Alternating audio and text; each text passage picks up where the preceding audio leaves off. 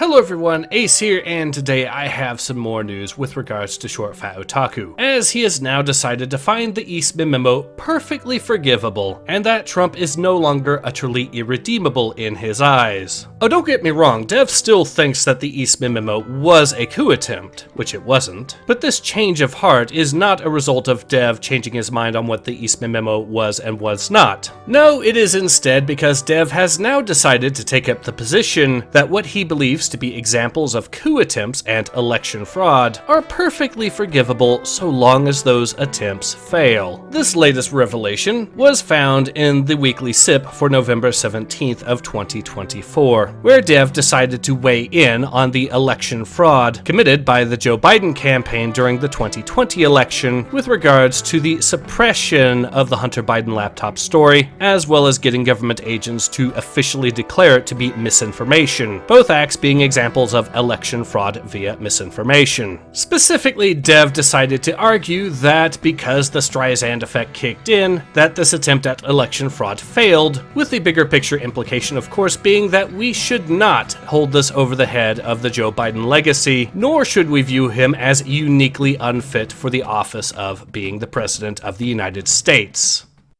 I saw it everywhere when it was a thing. Yeah, me too.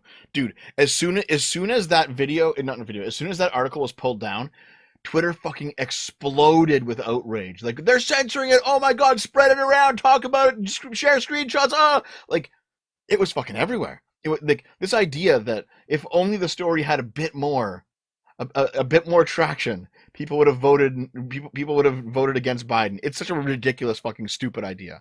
It's so moronic.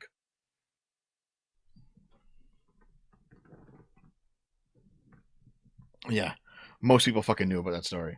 So no, this whole thing of, well, also like, I've spoken to people who have been like, I genuinely think that not only would people have voted for Trump had they known about the story, but because of that, the government should actually just give Trump the win. And I'm like, you're so fucking dumb. You're so stupid. So fucking retarded, man. Like, you cannot invalidate a vote because if a story had different exposure, people would have voted differently. And like it's the dumbest fucking argument, and the people who talk about it still 4 years later are just like retarded, frankly.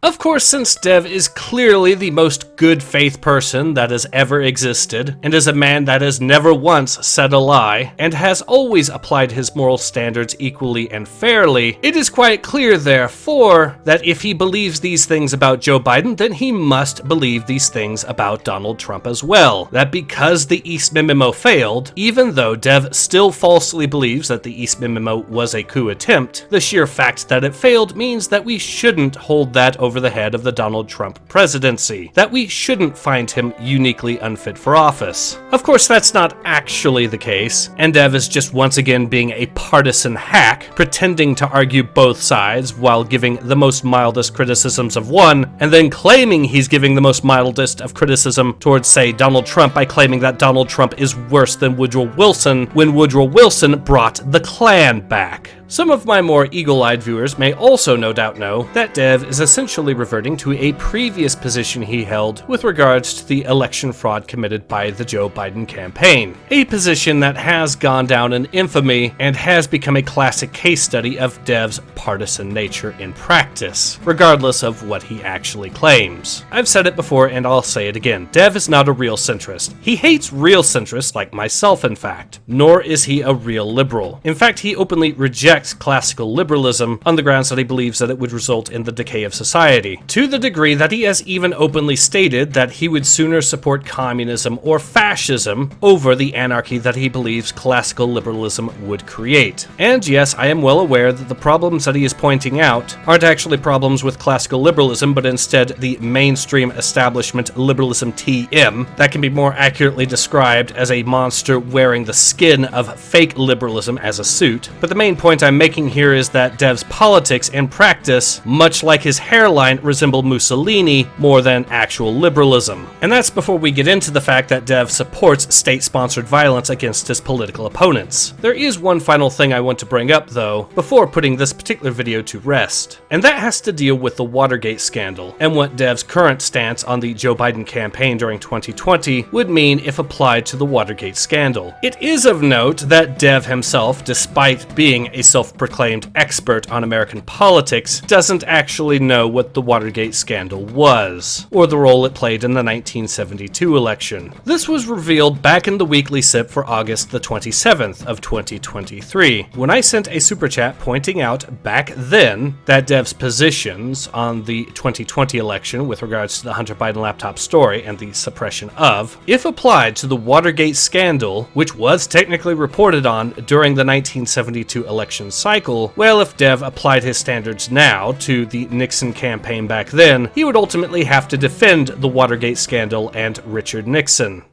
Like, people who support Trump just can't believe that Trump lost, even though he obviously lost. By my standards, Watergate is not the reason to question the legitimacy of the 1972 election. It absolutely is, even if Nixon would have won anyways. I can't comment on that because I don't know enough about the 1972 election. Sorry, Ace.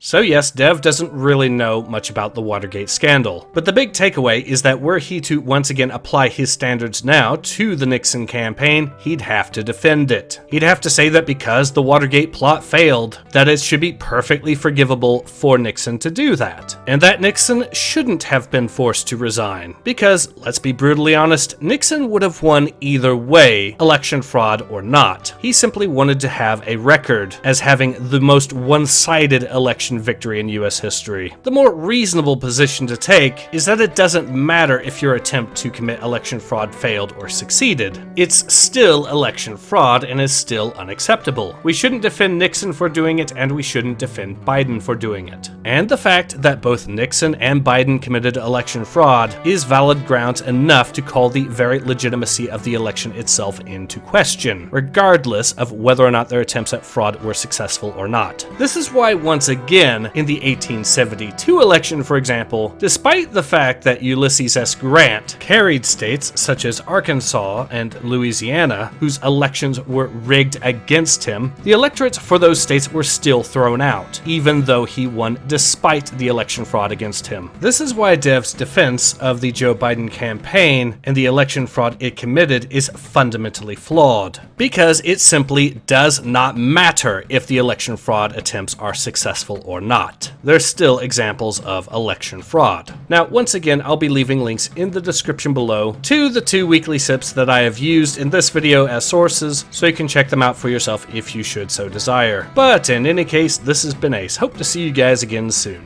Take care. Ace out.